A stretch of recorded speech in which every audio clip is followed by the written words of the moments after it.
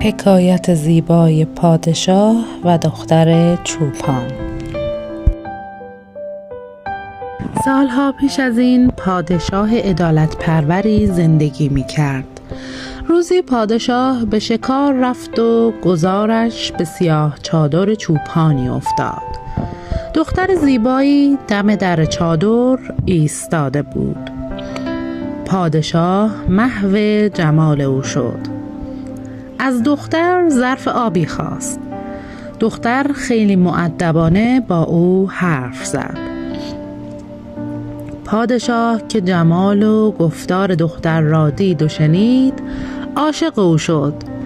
به لشکرگاه رفت و ماجرا را برای وزیر گفت.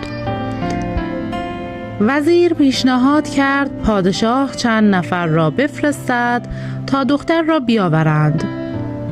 پادشاه گفت نمیخواهم او را به اسیری بیاورند. وزیر را فرستاد تا دختر را از پدر او خواستگاری کند. وزیر به سیاه چادر چوپان رفت و دختر را برای پادشاه خواستگاری کرد. چوپان عصبانی شد و به وزیر بدگویی کرد. وزیر رفت و ماجرا را به پادشاه گفت.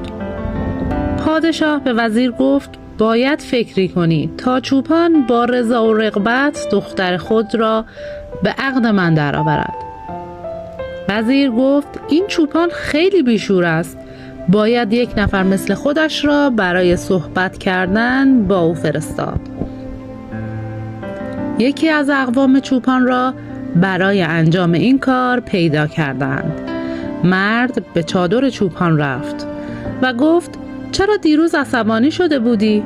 چوپان گفت یک نفر آمد اینجا و گفت وزیر هستم و آمدم دختر تو را برای پادشاه ببرم. من از بی‌ادبی او خوشم نیامد و به او بد گفتم.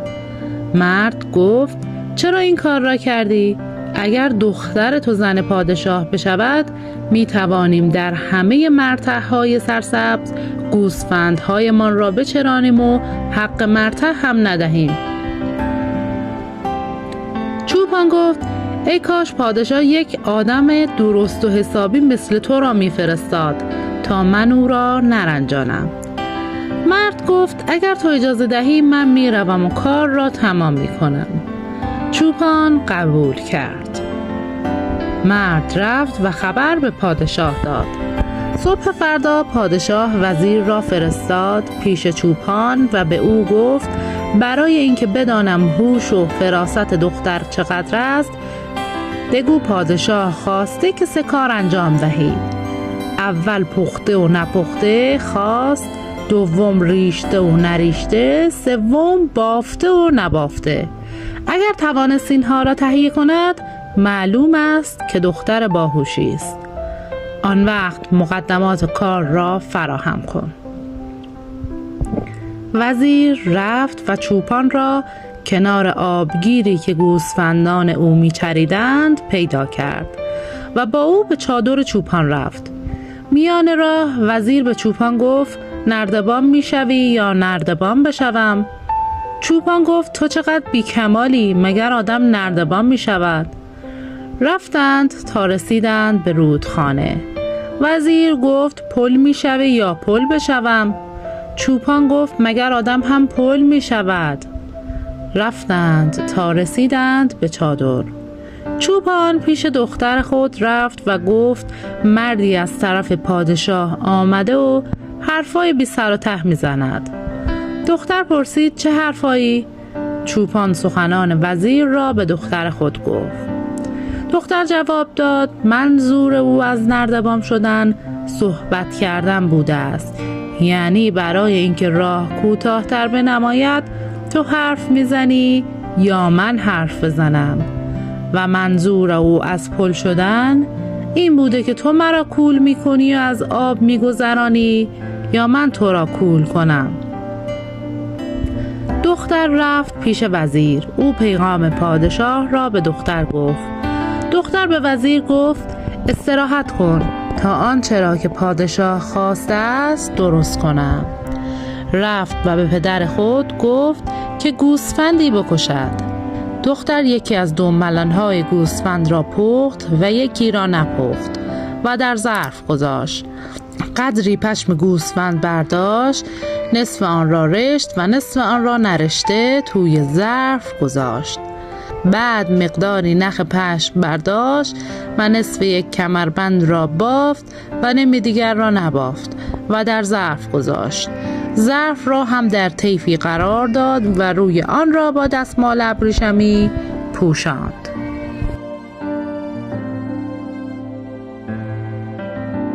وزیر گفت غذایی هم برای پادشاه بپز.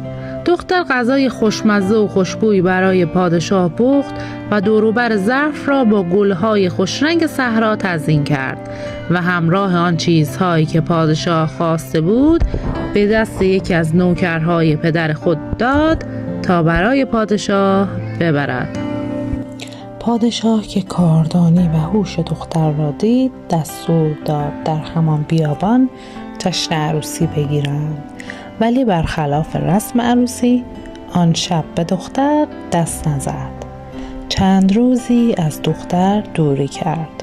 بعد او را خواست. جعبه‌ای پر از جواهرات رنگارنگ به او نشان داد. بعد در جعبه را بست و مهر کرد و داد به دست دختر و گفت من به مسافرت می روم و پس از 1 سال برمیگردم. وقتی آمدم باید داخل این جعبه بدون آنکه مهران دست خورده باشد به جای جواهرات سنگ باشد. 1 بچه هم بزایی و ثابت کنی بچه من است.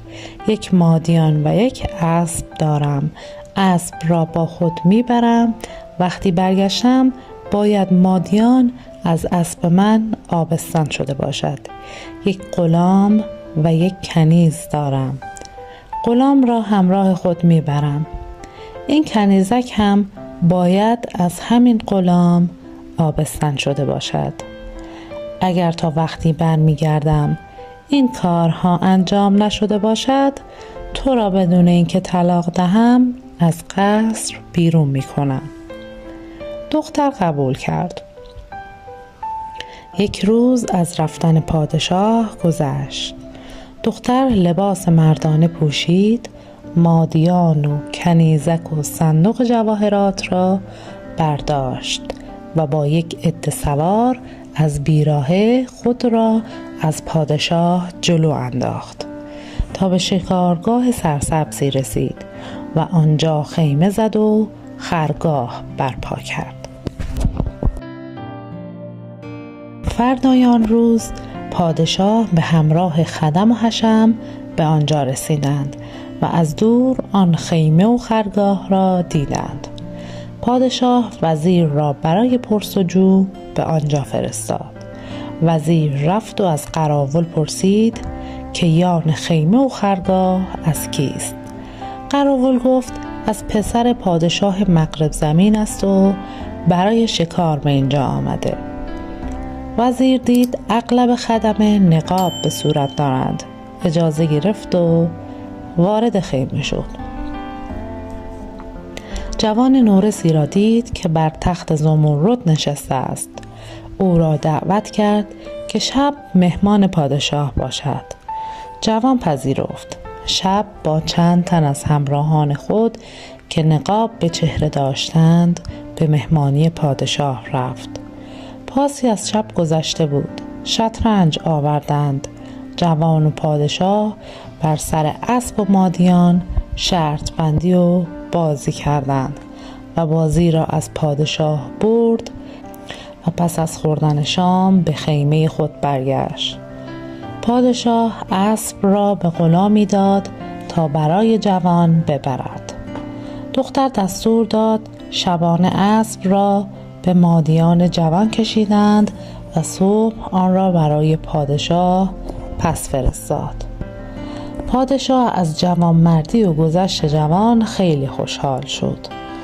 شب بعد پادشاه به خیمه جوان آمد و با او بر سر 1 کنیز و 1 غلام بازی شطرنج را شروع کردند. این بار هم شاهزاده از پادشاه برد. پادشاه غلام خود را به شاهزاده داد و به خیمه برگشت.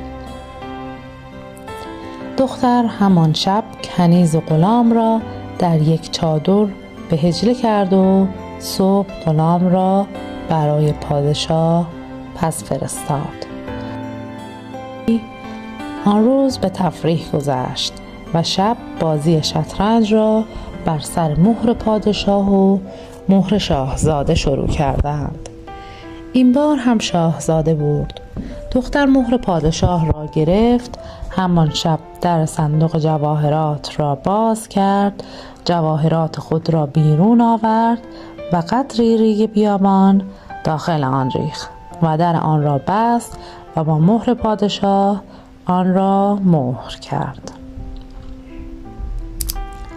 صبح هنگام مهر پادشاه را برگرداند. پادشاه از جوانمردی شاهزاده در حیرت بود.